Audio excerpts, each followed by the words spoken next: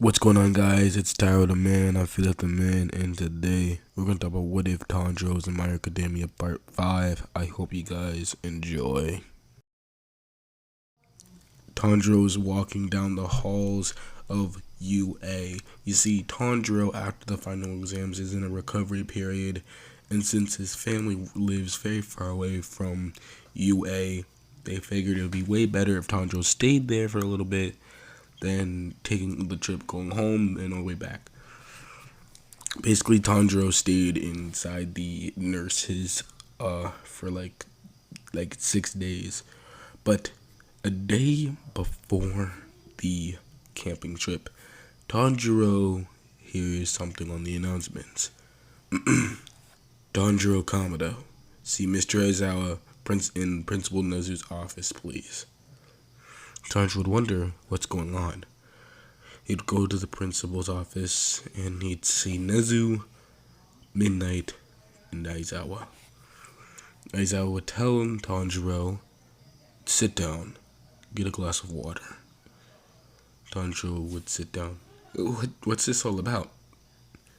Midnight would begin to tear up. Principal Nezu would cut to the chase. Look, Tanjiro, my boy, as Midnight was doing her patrol, she stumbled across a kidnapping. This kidnapping was your family. She saw the League of Villains kidnap your sister, and Tanjiro would be silent. My sister and who? Well, they killed your mother and your youngest brother. Tanjiro's eyes would widen. What? Midnight began to tear up even more, almost bursting into tears. I tried stopping them, but they were too far away and I wasn't fast enough. Tanjiro's body began to heat up. Aizawa was almost about to use his quirk, but he allowed Tanjiro to heat up a bit more. The glass, he only will use his quirk if the glass of water begins to boil. Tanjiro's anger began to swell up. My mother? And Nezuko? Tanjiro would slam his hands on the desk. Where's Nezuko? Principal Nezu with a calm voice. We weren't able to retrieve her, let alone find her. The water began to boil. You're supposed to be pro-heroes. You. As he was about to attack Midnight, Aizawa would stop Tanjiro's quirk, would use the restricting bands to restrict Tanjiro. You're supposed to save people. Tanjiro's eyes would begin to swell up, begin crying. I wasn't there, was I? I shouldn't have overdone it. If I was there, I'd probably be able to stop it myself. Aizawa would then drag Tanjiro. Don't beat yourself up over it. You're still going to the training camp. Don't worry, the pros are at it. All Might for the last 3 days has been looking. Now, Tanjiro would go back to the nurse's office since he kind of doesn't have a home right now. So he goes back to the nurse's office, and it is the day of which the class actually leaves for the training camp. But Aizawa would ask Izuku to do one thing.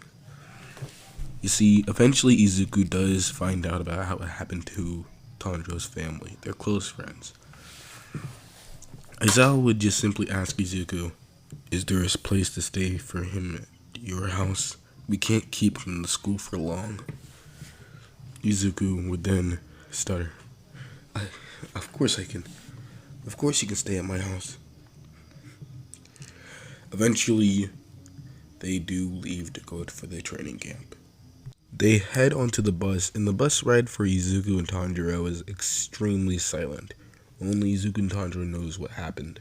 Everybody else is talkative, Bakugo's being himself, and then Bakugo insults Tanjiro. Normally Tanjiro would blow it off, but Tanjiro would use Ember and punch Bakugo straight in the face. Of course, he wouldn't burn Bakugo's face because he only did it to the point where it was more of a warning shot. Bakugo was taken aback and almost angry. How dare he hit me? He think to himself. Aizawa would tell everybody to calm down with his quirk eraser on, and everybody automatically behaved. After a while, they entered towards the uh, cliff, and this is my favorite part. So basically, Goda comes up, he hides behind this blue cat girl.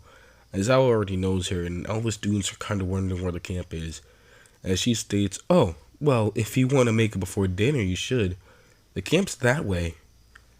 As they all look, "Are we supposed to walk?"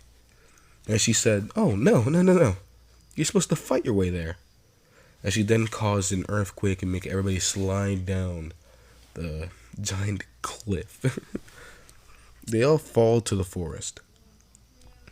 What? Oh, I understand. Bakugo looks and points. "We're supposed to be killing those bastards." As a bunch of mud-like and rock-like creatures would come and run towards the student in an obviously threatening manner. Izuku would destroy the first one using Hinokami Clear Blue Sky. I know, it's my favorite one to say, okay?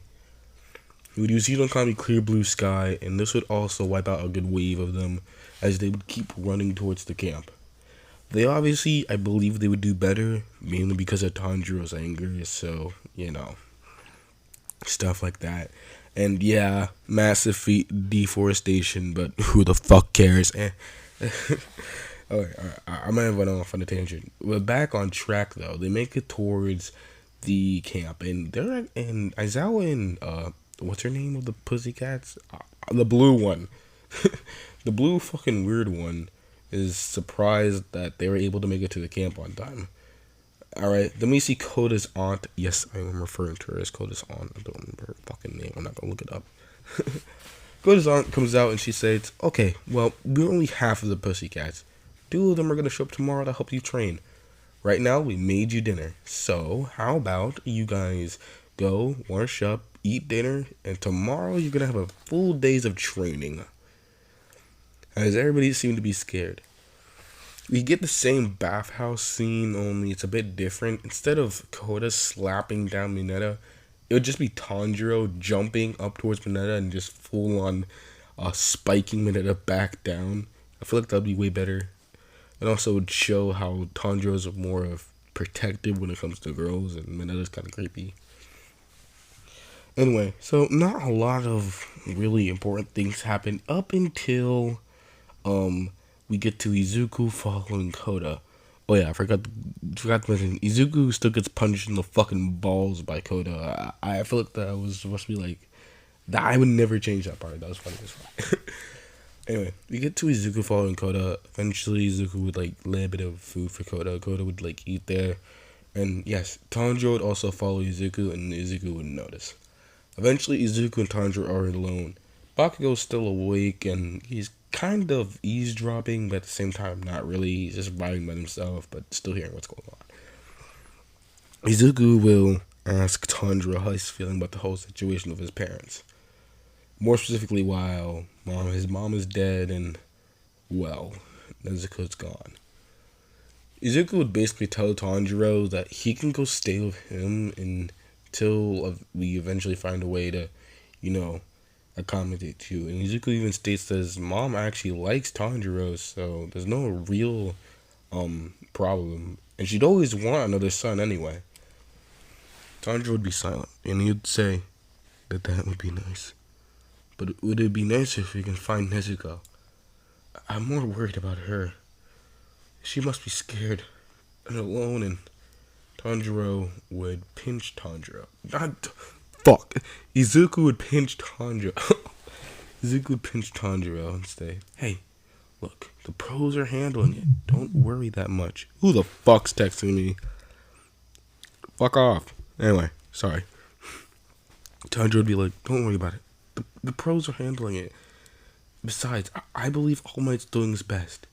You'll find Nezuko, and once you do, you both can stay at my house. Wouldn't that be cool?" Tanjiro would be silent again and nod slightly. Bakugo would then look. like kind of like look past the wall, but it's still looking at the wall. It's still just dropping.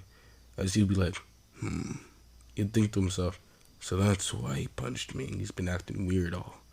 He's not this mean to people. That's probably it.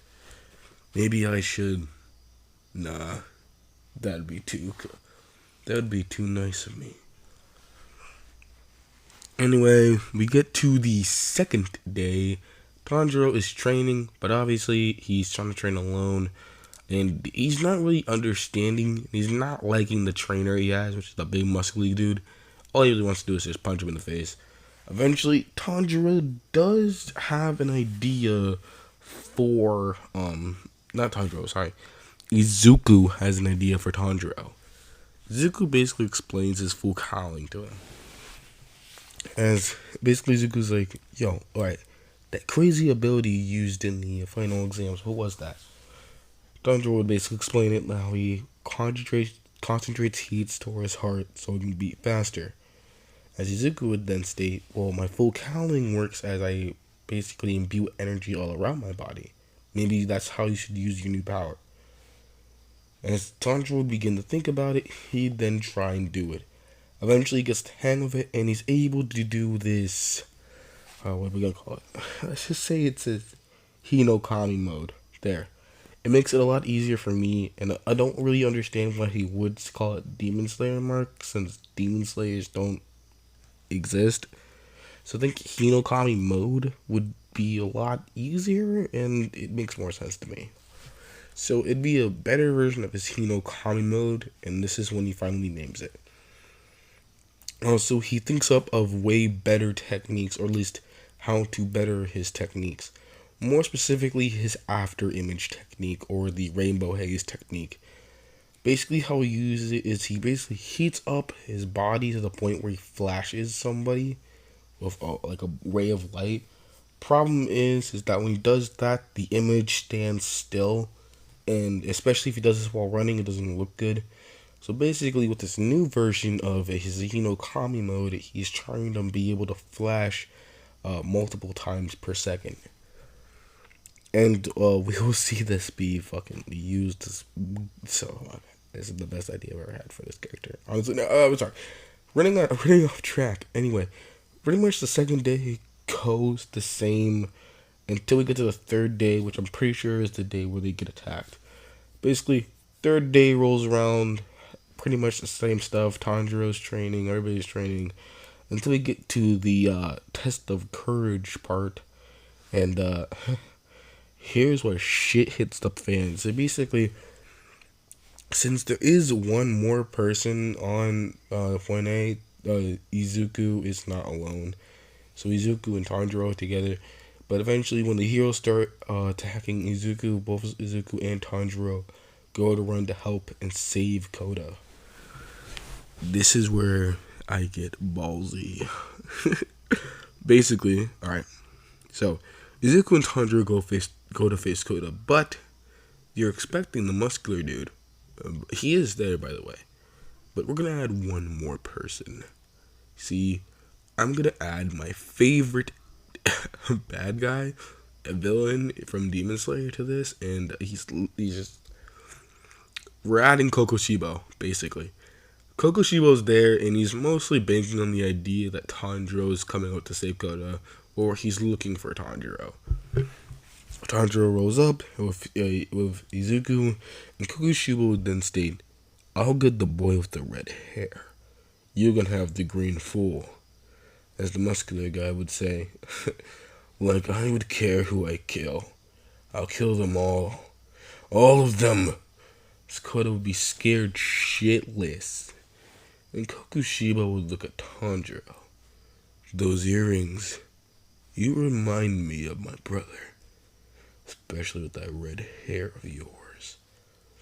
Tanjiro would be confused. Brother?